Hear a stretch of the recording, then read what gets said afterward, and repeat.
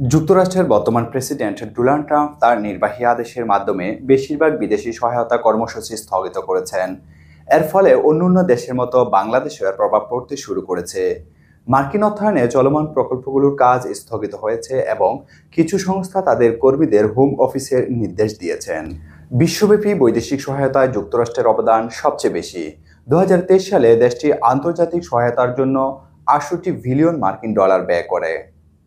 বাংলাদেশও দীর্ঘদিন ধরে যুক্তরাষ্ট্রের সহায়তা পেয়ে আসছে।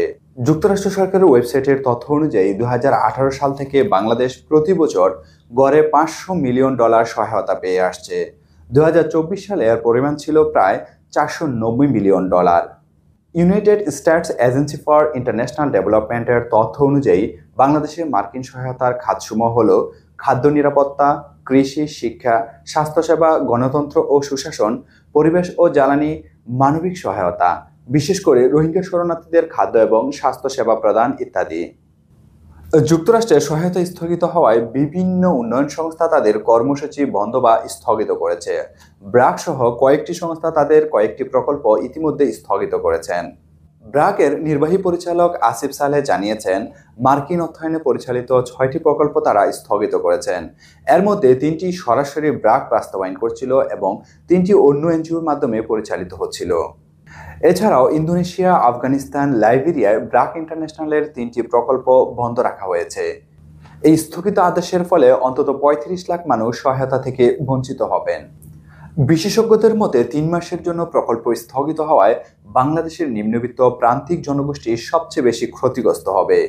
কৃষি, স্বাস্থ্য, শিক্ষা, জলবায়ু পরিবর্তন বিষয়ক প্রকল্পগুলো বন্ধ হলে সরাসরি ক্ষতির সম্মুখীন হয়ে পড়বেন সুবিধাবঞ্চিত মানুষ। অর্থনীতিবিদ অধ্যাপক আইনুল ইসলাম মনে করেন, যদি 3 মাস পরেও এই সহায়তা বন্ধ থাকে তাহলে বাংলাদেশের অর্থনীতির উপর তা বড় চাপ তৈরি করতে পারে।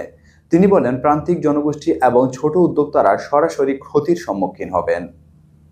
সেন্টার ফর পলিসি ডায়ালগস এর সম্মানিত ফেলো অধ্যাপক মোস্তাফিজুর রহমান মনে করেন, জলবায়ু বা জেন্ডারের মতো ইস্যুতে ট্রাম্পের কঠোর অবস্থানের কারণে পর্যালোচনার পরও সহায়তার ক্ষেত্র পরিবর্তন আসার সম্ভাবনা খুবই কম।